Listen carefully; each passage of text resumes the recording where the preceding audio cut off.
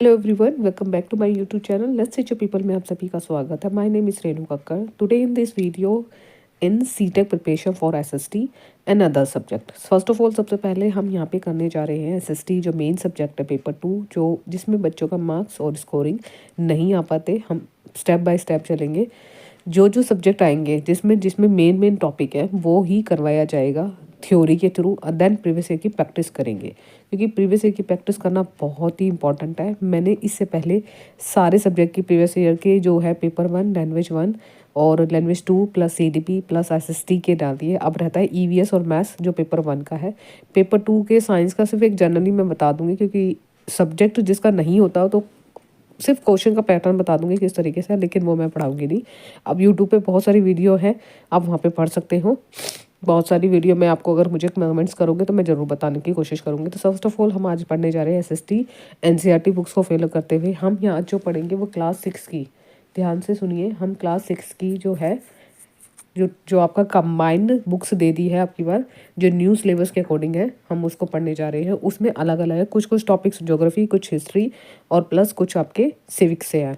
तो हम एक जो टॉपिक्स आपके सबसे पहले हिस्ट्री स्टार्ट करने जा रहे हैं, क्योंकि हिस्ट्री में बच्चों को बहुत डिफिकल्टी आती है। हिस्ट्री को ध्यान में रखते हुए ही मैंने जो नोट्स बनाए हैं, बायलिंगुअल नोट्स बनाए हुए हैं, वो मैंने हैंड रिटन से कंप्यूटराइज किया गया है, खुद के बने हुए हैं मेरे। और उसको इंग्लिश बायलिंगुअल मतलब हिंदी मीडियम और इंग्लिश मीडियम दोनों मीडियम में है। तो अगर इंटरेस्टेड कैंडिडेट लेना चाहते हैं कि हाँ हमें कम समय में रिवीजन मिल जाए और उस नोट से बहुत ही ज़्यादा हेल्प मिलेगी आने वाली सीटेट एग्ज़ाम को क्लियर करने में, अगर इंटरेस्टेड है तो मैं यहाँ पे मैं अपना नंबर दे दूंगी, तो उस पर मैसेज करके आप पूछ सकते हैं। ठीक है, स्टार्ट करते हैं विदाउट टाइम ना वेस्ट करते हुए। आज हम जो डिस्कस करने वाले हैं क्लास 6 की चैप्टर नंबर 6 है, जिसमें हमारी भारतीय सभ्यता का प्रारंभ कैसे हुआ था। हम एक एक पॉइंट को ध्यान से पढ़ेंगे और आपको भी ऐसे ही पढ़ना है। यहाँ पे भारत की सबसे प्राचीन सभ्यता जो आपको भी पता है हड़प्पा और सिंधु सभ्यता थी, और सिंधु सभ्यता के आसपास थी नदी के नाम बताए जा रहे, सरस्वती सभ्यता भी ये नाम जानी जाती है। वास्तव में कई मायनों में अनूठी मतलब अलग से सभ्यता थी, जिसमें दिखाया गया है कि सामयिक रूप से संतुलित समुदाय रहता था। धनवान और निर्धन दोनों के बीच का जो अंतर था वो नहीं कर पाता था। संक्षिप्त में हम सामाजिक शोषण नहीं होता था, बल्कि आपस में सामंजस्य मतलब एक दूसरे से तालमेल बिठाने की बात की गई है। बीबी ने लिखे कि सभ्यता क्या होती है, हम इसके बारे में पढ़ेंगे। देखिए इसमें थोड़ा सा चेंजेस ये है कि अलग से बता दिए सभ्यता क्या होती है, भारतीय उपमहाद्वीप की आरंभी सभ्यता कौन सी थी, और मुख्य स्थल उपलब्धि जो होती है वो कैसी थी। अब यहाँ पे धौलवीरा किला है, ये क्षेत्र है, ये ऊपरी द्वार है। देखो यहाँ पे दीवार है, किस तरीके से यहाँ पे दिखाया गया पिक्चराइजेशन में बिल्कुल क्लियर तरीके से। तो ये मैं आपको शो कर रही हूँ, हम इसके बारे में सिर्फ पता होना चाहिए क्या है। आगे पढ़ते हैं। सबसे पहला जो इम्पोर्टेंट पॉइंट है, हमें हर चीज़ को हाईलाइट कर देंगे। सभ्यता क्या होती है, इन्होंने कहा कि हम अध्याय 4 में हमने देखा कि कैसे मनुष्य का पहला स्थान। अगर आपको स्टार्ट करना है, यहाँ पे मैं अलग से हिस्ट्री का इसलिए करा रही हूँ ताकि आप इससे पहले जब बुक स्टार्ट करोगे 6 क्लास की, तो उसमें स्टार्टिंग ज्योग्राफी है, फिर सिविक्स है, फिर सिर्फ हिस्ट्री है, फिर आपकी पॉलिटिकल साइंस है। तो इस तरीके से आप कर सकते हैं। ठीक है, कैसे मनुष्य का पहला समूह जो होता है, एक ग्रुप है, एक स्थान से दूसरी जगह जाकर किसी भी कर लगा रहता था, कुछ तकनीकों में लगा रहता था।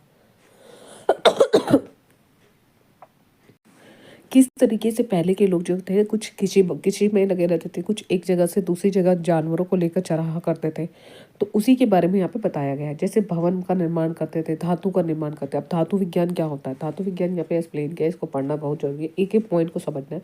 धातु विज्ञान के अंतर्गत प्रकृति से संबंधित धातु निष्कर्षण, उन्हें शुद्ध करना, उन्हें आपस में मिलाने की तकनीकों को, साथ साथ धातु और उनके गुणों का वैज्ञानिक शामिल है, वैज्ञानिक अध्ययन है। मतलब जो धातु से रिलेटेड चीज़ें होती है उनका बारम्बार में आपस में प्रयोग करना, तकनीकों से नई नई चीज़ें बनाना। तो इस तरीके से उन्होंने धातु का विज्ञान का मतलब बताया है। आगे करें, यातायात साधन का विकास हुआ, सभ्यता की ओर उन्मुख हुआ। आखिर सभ्यता होती क्या है, हम सभ्यता प्रयोग का उपयोग क्यों करते हैं। कहते हैं मानव समाज के उन्नत चरण के लिए किया जाता है, उन्नत मतलब प्रगति के लिए। इसे और स्पष्ट करने के लिए हम यहाँ इसके बारे में विचार करेंगे कि सभ्यता होती क्या है। अब यहाँ पे अलग अलग सभ्यता के बारे में बताया कि हमारी सभ्यता क्या होती है। एक होता है शासन और प्रशासन का कोई रूप, कोई समाज जटिल और उनके अनेक कार्यकलापों के प्रबंधन हेतु होता है। नगरीकरण होता है, नगर में क्या होता है, नगर योजनाएं बनाते हैं, नगर का विकास कैसे होता है, उसका हम प्रबंधन कैसे करते हैं, किस प्रकार की योजनाएं बनाते हैं। जल प्रबंधन अलग होता है, जल निकाय व्यवस्था आती है। विभिन्न प्रकार के शिल्प क्या होते हैं। शिल्प आपको भी पता है, कच्चे माल से बनी हुई, कोई धातु से बनी होती है, कोई पत्थरों से बनी होती है, उनसे हम आभूषण बनाते हैं और अलग अलग उपकरण। अब ये मत कहना कि आभूषण क्या नहीं होते, वो आपको पता है ऑलरेडी। फिर कह रहे हैं व्यापार, सभ्यता के बारे में बता रहे हैं कि ये पॉइंट है जो इंपॉर्टेंट है। व्यापार क्या होता है, सभी प्रकार की वस्तु का आदान प्रदान के लिए आंतरिक एक नगर और एक क्षेत्र के अंदर बाहरी या दूरस्थ मतलब जो दूर हो, विश्व के अन्य भागों में हम व्यापार करते हैं। कहने का भी अभिप्राय, व्यापार कैसे करते हैं, जब एक चीज़ हमारे पास है हम दूसरी चीज़ दूसरों से लेके उनके वहाँ व्यापार करते हैं, वो हमारे यहाँ पे व्यापार करते हैं। तो अलग अलग चीज़ों का स्थानांतरण होता है, ठीक है, एक चीज़ दूसरी चीज़ में हम बदली जा सकती है। दूसरा कह रहे हैं लेखन का कोई रूप होता है। कोई भी कभी हमने देखा है सभ्यता में पुराने समय के लेख लिखे होते हैं, पत्थरों पे लिखे होते हैं या ताड़ के पत्थरों पे लिखे होते हैं, जो हमें हिमालय के भूज नामक पेड़ से मिला होता है, तो उसकी क्या संवाद बनाने के लिए आवश्यक होता है। जीवन और विश्व के सामूहिक संस्कृति, हमारी संस्कृति के विचार क्या है, हमारी कला क्या है, हमारे स्थापत्य क्या है, हमारा साहित्य क्या है, श्रुति परंपराएं और सामाजिक रीति रिवाज के माध्यम से जीवन और विश्व की अभिव्यक्ति को शामिल किया गया है। उन्होंने कहा कृषि उत्पादकता का जो गांव नहीं है बल्कि हम नगरों में भोजन भी उपलब्ध करा सकते हैं, इसको कहते हैं सभ्यता। अब सभ्यता के बारे में इन्होंने आगे क्या कहा है देखते हैं। आइए पता करते हैं कि ऊपर जो दी गई सूची है उसकी विशेषता के बारे में हम समाज में विद्यमान व्यवसाय या रोजगार की सूची तैयार कर सकते हैं। आगे कह रहे हैं आज के विश्व के अधिकांश समाजों में इन सभी विशेषताओं को आसानी से देखा जा सकता है, जो ऊपर अभी बताई गई थी एक एक करके। हमने सभ्यता को परिभाषित किया है और इस अर्थ का आरंभ कब हुआ था, अब यहाँ पे स्टार्ट हो रहा है जो मेन है। विश्व के भागों को अलग अलग सभ्यताओं का आरंभ हुआ था, अलग अलग समय में अलग अलग हुआ था।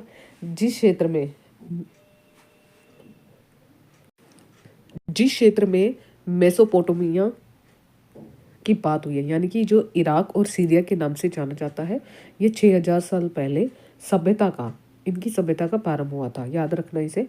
कुछ शताब्दियों के बाद इसे मिस्र की सभ्यता का आरंभ हुआ था। आप इन सभ्यताओं और उनके अन्य सभ्यताओं के बारे में आगे की कक्षाओं में पढ़ेंगे।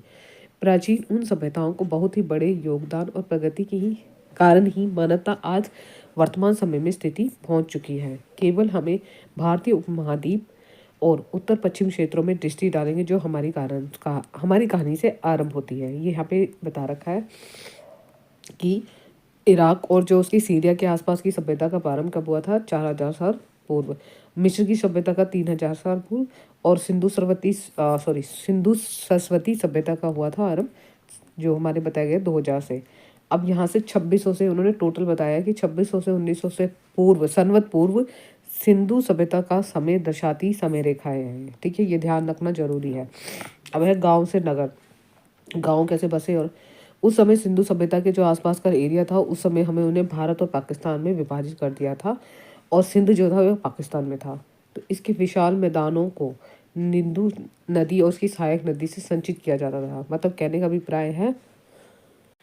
अभिप्राय यह है कि जो सिंधु नदी थी और उसके आसपास के जो देश थे, जैसे भारत और पाकिस्तान के बीच में पंजाब का विभाजन दिखाया गया और पाकिस्तान में विशाल नदियाँ थी, सिंधु नदी थी और उसके आसपास की जो छोटी छोटी सहायक नदी का मतलब होता है एक बड़ी नदी दूसरी नदी में जाके नदी छोटी छोटी नदियों जो होती है वो बड़ी नदी में मिल जाती है, उसको सहायक नदी कहते हैं। तो सिंधु नदी के आसपास भी बड़ी बड़ी नदी थी जो उसमें मिलती थी और सिंधु नदी के जो आसपास का जो था एरिया था जो क्षेत्रफल था, मैदानी को उपजाऊ भूमि थी और कृषि के लिए बहुत ही अनुकूल माना जाता था, क्योंकि वहाँ पे पानी भी है, उपजाऊ भूमि भी है, तो कृषि के लिए बहुत ही अच्छा माना जाएगा। तो इन मैदानों की पूर्व दिशा, इन मैदानों की जैसे हमारे उत्तर दक्षिण, फिर यहाँ पे है पूर्व और पश्चिम, तो पूर्व की तरफ जो एरिया था, जो क्षेत्रफल था, वो कहीं शताब्दियों पहले एक नई नदी हुई थी जहाँ पे उसका नाम दिया था सरस्वती। हिमालय की तलहटी से हरियाणा, यहाँ पे एक ही पॉइंट बता रही हूँ, हरियाणा जो हाईलाइट करना है, हरियाणा, पंजाब, राजस्थान और गुजरात, इन क्षेत्रों से होकर प्रवाहित होती थी। कौन सी? सरस्वती नदी के बारे में बात कर रहे हैं, अन्य नदी। और इसका जो होता है 3500 वर्ष पूर्व इस क्षेत्र में गांव में परिवर्तित हो गए। लगभग 2600 वर्ष पूर्व व्यापार और अन्य विनिमय के कारण ही नगर महानगरों में परिवर्तित हो गए, यानी कि चेंजेस हो गए। आगे कह रहे हैं कि इस सभ्यता के पुरातत्वविदों ने सिंधु सभ्यता, हड़प्पा सभ्यता और सिंधु सरस्वती सभ्यता के नाम दिए थे। हम इन सभी नामों का प्रयोग करेंगे। इन सभ्यता के निवासियों की हड़प्पाई और हड़प्पा वासी कहते थे। याद रखना, उस देश में जो रहने वाले आसपास थे, सिंधु सभ्यता की बात हो रही है और उसमें सरस्वती की बात हो रही है, जो नदी के अन्य नदी थी, जो हमारे 4 राज्यों में बहुत ज़्यादा प्रवाहित होती थी। उसका नाम याद रखना, हरियाणा, पंजाब, राजस्थान और गुजरात। और इसको हम क्या कहते थे, हड़प्पाई वासी या हड़प्पाई। ठीक है, ये नाम दिया जाता था, ये हाईलाइट कर लेना, सभ्यता में से एक थी। विकास की प्रक्रिया को भारत का पहले नगरीकरण कहा जाता था। तो आगे ये ध्यान रखिए, हड़प्पाई और हड़प्पा सभ्यता के जो लोग थे क्यों कहते थे, तो इसे सीधा उत्तर लगभग एक शताब्दी 1920 में और 21 में हड़प्पा सभ्यता यानी आज के पाकिस्तान का पंजाब, इस सभ्यता का पहला उत्खनन नगर था। मतलब पहला प्रसिद्ध नगर मान लीजिए, इस तरीके से है। ठीक है, ये इसके ध्यान रखने योग्य है। आगे देखिए, ये अलग अलग हिमालय बता रखे हैं कि अरावली पर्वत कहाँ पे है, और सरस्वती नदी देखो यहाँ पे दिखा रखी है। सरस्वती नदी के पास ही यहाँ पे थोड़ी सी दूर अगर हम देखेंगे तो यहाँ पे ये है हमारी सिंधु नदी, ये सरस्वती नदी, और सरस्वती नदी के आगे ही ये सारे राज्य बसे हुए हैं। चिनाब नदी एरी, झेलम नदी एरी, ठीक है। उसके बाद यहाँ पे हमारी रूपनगर है, ये बावली है, कालीबंगा है, ये राज्य है, करणपुरा है, भ्राणा है, फरमाना है, यमुना नदी यहीं है, गंगा नदी भी यहीं बहती हुई है ऊपर से जाते हैं, चहोदड़ा, ये सारे हमारे वहाँ के उस समय के जो नगर थे वो है। सिंधु सभ्यता की कुछ बस्तियां थी और जो श्रृंखला द्वारा प्राकृतिक सीमाओं को भी दर्शाया गया। आइए पता करते हैं कि ये क्या क्या कह रहे हैं। देखिए यहाँ पे अब ये अलग अलग बता दिया। धोलवीरिया उस समय का जो थी हड़प्पाई नगर था, और आज पंजाब में कहते हैं हड़प्पा, गुजरात को कहते हैं कालीबंगा, सिंध, मोहनजोदड़ो हरियाणा, राखीगढ़ा और राजस्थान आधुनिक प्रदेश, और उसके बता रहे हैं। अब सरस्वती नदी के बारे में डिटेल में बताया गया है। यहाँ पे बता रहे हैं सरस्वती नदी के बारे में कि सिंधु और उसकी 5 सहायक नदी को दर्शाया गया। मोहनजोदड़ो और हड़प्पा जैसे नगर इन नगरों में विकसित किनारे थे। सरस्वती नदी उस जिसे आज भारत में घग्गर और पाकिस्तान में हकारा, और इस घग्गर और हकारा भी कहा जाता है के नाम से जाना जाता है। इसके आसपास के अनेक पर्वतस्थल मिले हैं जो आज भी एक मौसमी नदी और मात्र वर्षा ऋतु के रूप में बहती है। सरस्वती नदी का वर्णन सबसे पहले प्राचीन काल में ऋग्वेद में हुआ था। किसमें हुआ था? ऋग्वेद, जो हमारे उपनिषद है अलग होते हैं, ऋग्वेद और अलग होते हैं, जिसमें हम अध्याय 7 में पढ़ेंगे इसके बारे में। ऋग्वेद में सरस्वती की एक देवी और एक पर्वत से निकलकर एक समुद्र तक बहने वाली एक नदी है। दोनों रूपों में पूजा गया मतलब प्रार्थना उनकी पूजतक है। बाद में इन ग्रंथों में एक सूखी नदी और विलुप्त हो जाने वाले का वर्णन मिलता है ऋग्वेद में। अब नगर योजना कैसी थी हड़प्पा सभ्यता की, तो ये आप पे पता होना चाहिए। हड़प्पा सभ्यता और मोहनजोदड़ो अब पाकिस्तान में, इस सभ्यता से पहले 2 नगर थे जो खोज शताब्दी 124 पूर्व यानी 124 साल पूर्व पहले की गई है। सिंधु नदी के मैदानों में बहुत से पुरास्थल मिले हैं जिनके कारण सभ्यता का आरंभ सिंधु घाटी सभ्यता कहा गया है। बाद में अन्य प्रमुख नगर मिले हैं, जैसे मैंने अभी आपको ऊपर ही डिस्कस किया था। धौलवीरा गुजरात में है, राखीगढ़ी हरियाणा में है, गेवली पाकिस्तान में है जो चलिस्तान मरुस्थल के हैं, और सैकड़ों छोटे छोटे स्थल जो गुजरात और लोखंड में की खोज की गई है, अन्य खुदाई की गई है। इस प्रकार की खोजों को आज भी जारी है। यह रोचक सरस्वती नदी की द्रोणी यानी बेसिन में ना केवल 2 महानगर है जो इम्पोर्टेंट है, जो वेरी वेरी इंपॉर्टेंट है। इसके ऊपर कोई इसके ऊपर जो मेन है, आइए विचार करते हैं। तो ये इतना पढ़ना नहीं है, जो मेन है वही मैं आपको बता रही हूँ। यहाँ पे राखीगढ़ी और गरेवली वाला आते हैं। जो छोटे छोटे अनेक नगर हैं उसमें है हरियाणा में फरमाना, राजस्थान में कालीबंगा, बहुत इंपॉर्टेंट है। और कुछ नगर हरियाणा के 2 अन्य भिराना और बावली में आते हैं, ये इंपॉर्टेंट है। निसंदेह मानचित्र में सारी चीज़ मैंने आपको बता दी थी, पुरस्थल की संकेतता को स्पष्ट करते हैं। उसके बाद आता है हमारा जो इंपॉर्टेंट है, अधिकांश सभ्यता के नगर सुनियोजित योजना के मतलब सही तरीके से बनाए हुए निर्मित किए गए थे। उन नगरों में चौड़ी सड़कें थी। किन की बात कर रहे हैं? जो ये ऊपर बातें करी गई है, सामान्यतः चारों ओर दिशाओं के उन्मुख होती थी। अधिकांश नगरों के किलेबंदी होती थी कि जब बड़ी बड़ी बस्तियां बनाती थी जहाँ चारों तरफ विशाल दीवारें होती थी, बड़ी बड़ी चौड़ी चौड़ी। अगर आपने राजस्थान में देखा हो तो वहाँ पे आज भी ऐसी है, और जो पुराने समय के कॉलेज है वो आज भी ऐसे लगता है राजा महाराजों की तरह है। तो ऊपरी नगर जो होता था वो 2 विशेषता बताई गई थी। जो ऊपरी नगर होता था उसे अभिजात वर्ग लोग के रहते थे, और निचले नगर में साधारण लोग जैसे हम वो आम लोग रहते थे। तो 2 अर्थ बताए गए, तो इसको ध्यान रखना है। अभिजात वर्ग वे लोग होते हैं यह शब्द समाज के उच्च स्तरीय यानी जिसमें शासक, अधिकारी, प्रशासक, पुरोहित, पुजारी और आदि वहाँ पे रहा करते होंगे। कुछ बड़े भवनों का उपयोग किया है जो सामूहिक उद्देश्य के लिए किया जाता था। उदाहरण के लिए गोदाम, परिवहन किए जाने वाली वस्तु को रखा जाता था। सड़कों और गलियों में विभिन्न प्रकार के आकारों के निजी घर मिलते थे। रोचक और यह था कि छोटे बड़े घरों के निर्माण की गुणवत्ता एक समान होती थी और सामान्यतः उन नगरों के निर्माण में ईंटों का भी निर्माण किया या प्रयोग किया जाता था। कहते हैं जो छोटे घर होते थे उनकी जो गलियाँ होती थी वो निजी घर के अंदर ही अपने कमरे में होती थी, लेकिन जो बड़े घरों के होते थे उनकी बहुत अच्छी से समान इक्वल तरीके से बनाया गया था, उनके भवन की ईंटों का भी प्रयोग किया गया था। आगे क्या कह रहे हैं, मोहन सभ्यता का निर्माण का उद्देश्य विषय हो सकता है। मोहनजोदड़ो कहते हैं इस महास्नानघर एक छोटा होता था और एक विस्तृत होता है। एक छोटे नदियाँ बनाई जाती थी, स्नानघर मतलब जहाँ नहाने के लिए, और एक बेचते, और इनकी आकार बताता था 12 से 7 मीटर के आसपास। सबसे ऊपरी जमाई गई ईंट पर जल रोधक सामग्री जैसे डामर के रूप में प्राकृतिक बिटुमन की परत चढ़ाई गई हो। स्नानघर के चारों ओर छोटे छोटे कमरे मिलते हैं, उनमें से एक कमरे के अंदर कुआं भी मिला है। समय समय पर स्नानघर के पानी को खाली करके कोने में एक नाली भी है। इस स्नानघर को स्वच्छ पानी से समय समय पर भरा जाता था। ये इंपॉर्टेंट लाइन है।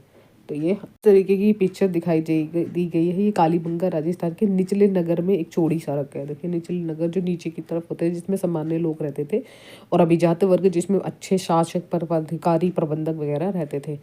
ये नीचे दे रखा है धौलवीरा का नगर दे रखा है। क्षेत्र में लंबी लंबी गलियां और सड़कें, जैसे 3 अलग अलग क्षेत्र थे, ना कि अलग नगरों के 2 क्षेत्रों के अधिकांश भवनों की नींव पत्थर बनाए गए हैं। तो ये दिखाया गया पिक्चर है, इसमें इसको देखना बहुत जरूरी है।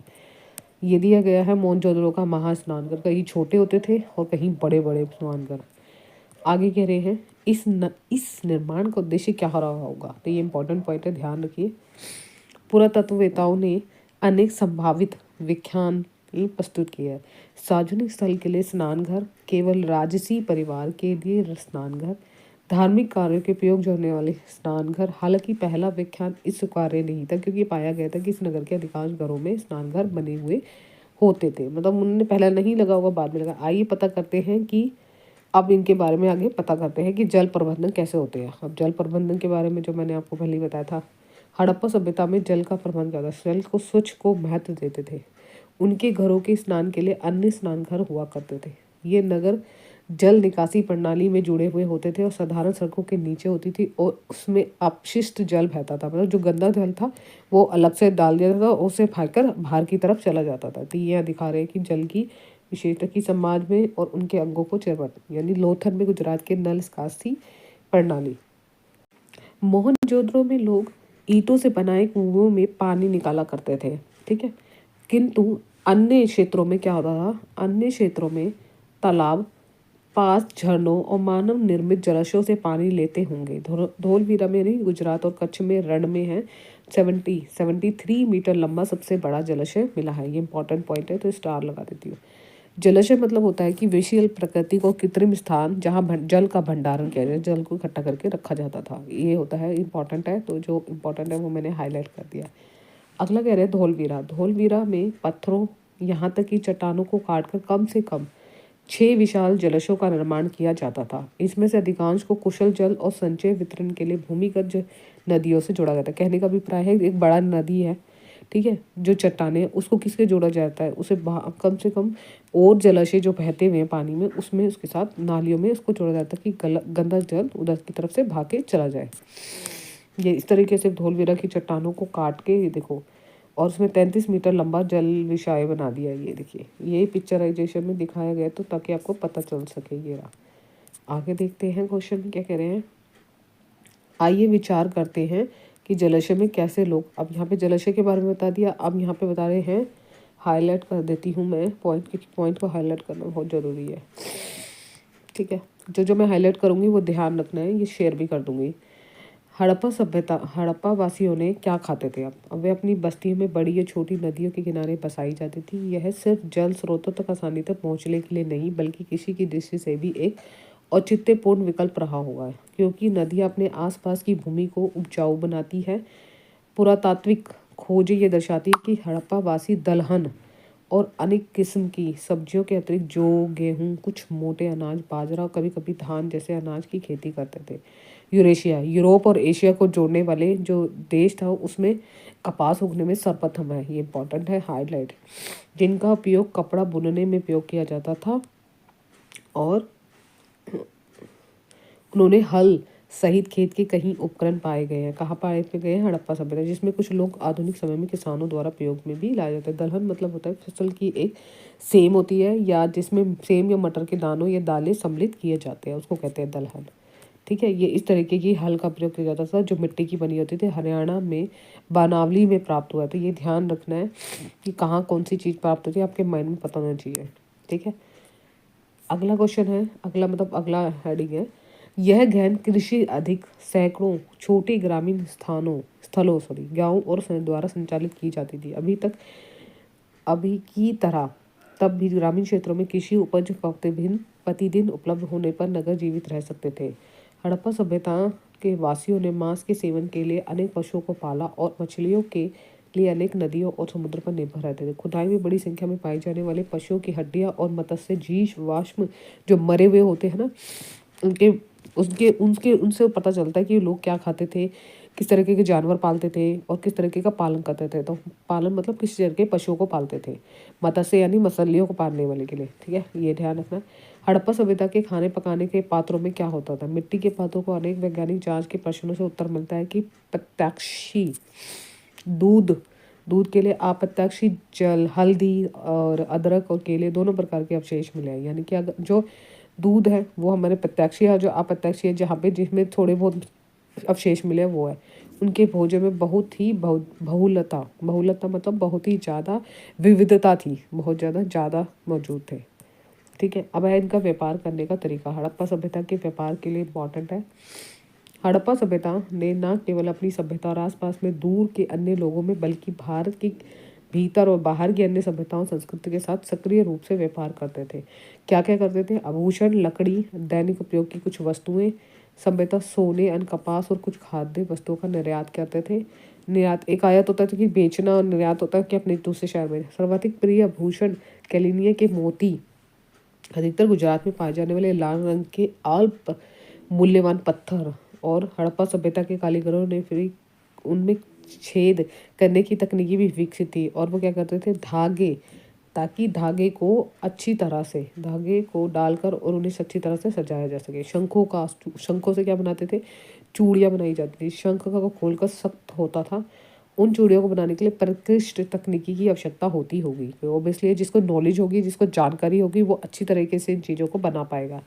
यह स्पष्ट नहीं है कि हड़प्पा सभ्यता में जो निर्याती वस्तुओं में बदले में किस वस्तु का आयात करते थे। यहाँ से तो दे रहे हैं, यहाँ से तो निर्यात हो रहा है, लेकिन वो आयात में किस चीज़ की वस्तु का उपयोग करते थे ये पता नहीं चला। सभ्यता तांबे से हो सकता है कि उनके पास बहुलता उस समय वो चीज़ उपलब्ध नहीं होगी, तो इस कारण से वो इन चीज़ों का कम इस्तेमाल करते थे। अब हम पता लगाते हैं, यहाँ पे देखो ये इंपॉर्टेंट है, आगे पता लगाइए कि हड़प्पा वासी मुलायम धातु यानी कि तांबे की कलकारी में कुशल थे। तांबे में टिन मिलाकर कांस्य धातु बन जाती थी। अब ये बता रहे हैं तो इम्पोर्टेंट है, जो तांबे की तुलना में कठोर होती थी। हड़प्पा वासियों ने उपकरण और बर्तन बनाने के लिए कांस्य का प्रयोग किया था। बाद में इनकी कुछ प्रतिमा ही देखने को हमें मिली है। ये दिखा रहे कांसे के बर्तन बनाए गए हैं किस तरीके से, लाल रंग के, तो इसको देखना जरूरी है। सूसा मतलब बनाया जाता है, और ये खुदाई में कलीलियन के मनके होते हैं। ये हड़प्पा सभ्यता के बड़े बड़े कंधे के हाथी दांत का कंधा जो ओमान के तट पर पाया गया है। ये इंपॉर्टेंट है, तो इसको ध्यान में रखना कौन चीज़ कहाँ से पाई गई है। आगे कह रहे हैं, उन्होंने इस तरह के व्यापार को संचालित करने के लिए स्थल मार्गों, नदियों और अधिक दूरवर्ती गंतव्यों के लिए समुद्री रास्तों का उपयोग किया है। यह भारत की प्रथम और गहन समुद्री गतिविधि थी। वास्तव में गुजरात और सिंध के तटवर्तीय क्षेत्रों में हड़प्पाई सभ्यता स्थित थी। बस्तियां स्थित रहती थी जो उनके आसपास है क्षेत्र में।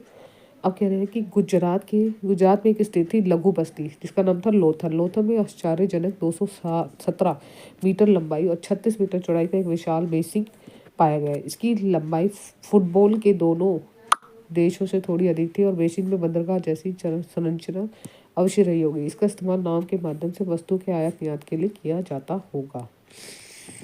आगे कह रहे हैं, इस प्रकार के व्यापक स्तर के व्यापार में आवश्यक है कि व्यापारी अपने सामान को एक दूसरे के पहचाने, और अनेक बस्तियों की खुदाई में मिले हजारों संख्या में छोटी मोहरों का उपयोग रहा होगा। इन मोहरों में एक मुलायम पत्थर यानी कि स्टेनाइट एटाइन से बनी थी। ये इंपॉर्टेंट है, ठीक है, इसको हाईलाइट कर दो। जिन्हें गर्म कर कठोर कर कर बनाया जाता था और इनका माप केवल कुछ कुछ सेंटीमीटर है। ठीक है। सामान्यतः ऊपर जानवरों के चित्र भी बनाए गए थे, किंतु इन पर लेखन प्रणाली के संकेत भी मिलते हैं। लेखन प्रणाली पशुओं के चित्रण की प्रतीकों के अर्थ से समझा जाना बाकी है। निश्चित है किसी प्रकार के व्यापार की गतिविधि से संबंधित है। ऊपर है लोथन में विशाल बंदरगाह दे रखा है। ये बंदरगाह होता था जहाँ पे व्यापारी अपने नाव लेके, ये चित्र बनाया गया दाई से बाईं और लिखा है पशु बैल सिंह बाघ दर्शाए सभ्यता को। ठीक है। ये प्राचीन निर्मित चीज़ें हैं, ये ध्यान रखना है आपको कौन कौन सी है। पुरातत्वविद हड़प्पा सभ्यता द्वारा निर्मित उपयोग की गई अनेक वस्तुओं को लेकर आते थे। ये कांसे की दर्पण है। ठीक है। मिट्टी के पके हुआ बर्तन है जो जो टेराकोटा में का पात्र है और धोलवीरा से प्राप्त हुआ है। ठीक है। ये अलग अलग नापने तोलने के लिए जो पत्थर का यूज़ करते थे। कांसे की बनी हुई छैनी है, धोलवीरा से प्राप्त हुई है। और ये 25 सेंटीमीटर का एक पत्थर है उकेरा गया जो खेल बोर्ड और धोलवीरा से प्राप्त है। 4 सेंटीमीटर लंबी की सीटी है, करणपुरा राजस्थान से। हड़प्पा वासियों ने वयस्कों और बच्चों दोनों के लिए उपयोग किया होगा खेल के लिए। ठीक है। ये हड़प्पा सभ्यता की बहुत ही इम्पोर्टेंट, बहुत ही पुरानी मूर्ति है जो हमारी एक प्रतिष्ठित कलाकार के रूप में। वो छोटी मूर्ति जिसे प्राय पुरोहित राजा कहा जाता है, यद्यपि मालूम नहीं है कि ये प्रतिमा किसकी है। स्वास्तिक दर्शाई हुई मोहर शक्तिशाली पशुओं से घिरे उच्च स्थान पर बैठी हुई त्रिमुखी देवता को दर्शाई गई मोहर भी है। ये नीचे की तरफ दे रखे। मौन सभ्यता में नर्तकी की एक लघु प्रतिमा है जो 10.8 सेंटीमीटर ऊंची है। नमस्ते की मुद्रा बैठी हुई पकी हुई मूर्ति है। इसमें टेराकोटा की मूर्ति एकमात्र प्यासे कौवे की कहानी को दर्शाती है, चिन्हित करती है। पात्र के निचले हिस्से में जल के लिए एक चतुर तरीका निकाला गया लोथन से प्राप्त है। देखो यहाँ पे सारी चीज़ें दे रखी है जो आपको पढ़नी बहुत जरूरी है। आगे कह रहे हैं पता लगाते हैं क्या हुआ है। लोथन के पात्र द्वारा दर्शाई गई कहानी को पूरा विचार कीजिए कि 4,000 पहले क्या हुआ था। और दूसरा है नर्तकी की जो दी गई है मूर्ति, वो किसके लिए, पूरी बाहों को ढकने वाली एक उन चूड़ियों को देखिए। और यह गुजरात या राजस्थान के क्षेत्र में महिलाएं पहनती होंगी। अध्याय में आपने कहा और चूड़ियों को पहनने चित्रित किया है, ये इंपॉर्टेंट है। आगे लिखते हैं, बहुत इंपॉर्टेंट है। अंत और नई शुरुआत 1900 संवत पूर्व के आसपास इन सरस्वती यानी सिंधु सरस्वती सभ्यता की सभी उपलब्धियों के बावजूद उनका ह्रास हो गया, यानी खत्म हो गया। इनके नगर एक के बाद एक खाली होते गए और किसी को निवासी वहां भी नहीं रहे, किंतु परिवर्तित वातावरण में ग्रामीण जीवन शैली को अपनाया है। ऐसा प्रतीत होता है कि पूर्ववर्ती सरकार और प्रशासन विद्यमान नहीं रहा। धीरे धीरे हड़प्पा वासी हजारों नहीं तो सैकड़ों की संख्या में छोटी छोटी बस्तियों के रूप में बिखर गए। आगे कह रहे हैं हड़प्पा सभ्यता के ग्रामीण क्षेत्रों में लौट गए क्योंकि किसी नगरीय जीवन शैली की तुलना में ग्रामीण जीवन शैली का भोजन जल तक सहज पहुंच प्रदान करना बहुत मुश्किल था।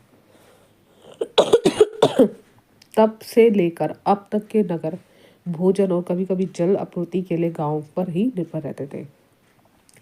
हड़प्पा के पतन के क्या कारण हो सकते हैं? पुरातत्ववेताओं ने अनेक कारण बताए हैं। बहुत पहले सोचा था कि युद्ध या आक्रमण ने इन नगरों का विध्वंस कर दिया होगा, लेकिन युद्ध और आक्रमण के कोई निशान ही नहीं मिलते। जहाँ तक परमाणु की बात है तो हड़प्पा सभ्यता ने वास्तव में कभी भी कोई सेना युद्ध के हथियार ही नहीं रखे थे। यहाँ तक कि अपेक्षाकृत एक शांतिपूर्ण सभ्यता प्रतीत होती है। वाह भाई वाह। आगे बता रहे 2 कारण और, ये भी पढ़ लेते हैं। वर्तमान समय में 2 कारण सहमत है। एक तो है कि 2200 पूर्व विश्व को अत्यधिक प्रभावित करने वाली जलवायु संबंधित परिवर्तन यानी वर्षा की कमी या शुष्कता मतलब बिल्कुल सूख जाना, शुष्क की स्थिति उत्पन्न हुई।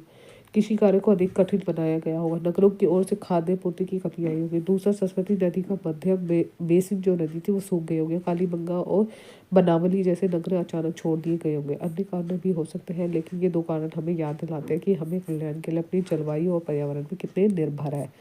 अगर ये दोनों चीज़ ना हो तो जलवायु में रहना मुश्किल है और यह नगर लुप्त हो गए। लेकिन हड़प्पा सभ्यता की संस्कृति और प्रगति अधिकांशतः बची रही और भारतीय सभ्यता के अलग चरणों में पहुंच गई, जिसके बारे में हम अगले अध्याय में पढ़ेंगे।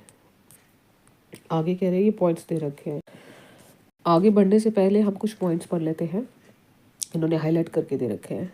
सिंधु हड़प्पा सभ्यता और सिंधु सरस्वती सभ्यता विश्व की प्राचीनतम सभ्यता में से एक है। हड़प्पा वासियों ने कुशल और जल प्रबंधन और विभिन्न शिल्पों और सक्रिय व्यापार के साथ संयोजित नकलों का व्यापार किया है। कृषि नगरों के विकास की विभिन्न प्रकार की फसलें प्राप्त हुई है। सभ्यता की जलवायु और पर्यावरण परिवर्तनों के अंतः ह्रास हो गया, ग्रामीण लोग जीवन शांति की ओर लौट गए, मतलब आगे गया। ठीक है, ये चैप्टर पढ़ा हुआ है। इस चैप्टर को मोहनजोदड़ो से रिलेट कर लीजिए क्योंकि ये चैप्टर उसी से ही रिलेटेड है। इस वीडियो में हमने ऐसे डिस्कस किया है कि हाईलाइट पॉइंट में आपको करके दे दूंगी, जो जो इम्पोर्टेंट है ये शेयर कर दूंगी मैं आपको टेलीग्राम पर। इसमें से जो मुझे हाईलाइट पॉइंट है वो ध्यान रखना है आपको, और मैंने वो आपको शेयर कर दूंगी टेलीग्राम पे, तो वहाँ पे भी जाकर आप उसको देख के पढ़ भी सकते हो क्योंकि बहुत इंपॉर्टेंट है आप सभी के लिए हर एक चैप्टर को पढ़ना। उसके बाद हम 2-3 चैप्टर पढ़ के फिर हम प्रीवियस ईयर के क्वेश्चन करेंगे कि हिस्ट्री क्लास 6 में से कौन कौन से चैप्टर आए हैं, कौन कौन से क्वेश्चन को किस तरीके से पूछा गया है। ये आपको हेल्प करेगा कि आपके साथ साथ रिवाइज भी हो रहा है, प्रीवियस ईयर के क्वेश्चन से प्रैक्टिस भी हो रही है, फिर हम इकट्ठा जब करेंगे वो मॉक टेस्ट होगा। ठीक है, आज की वीडियो में इतना ही, मिलता है नेक्स्ट वीडियो में। Bye bye, till then have a nice day.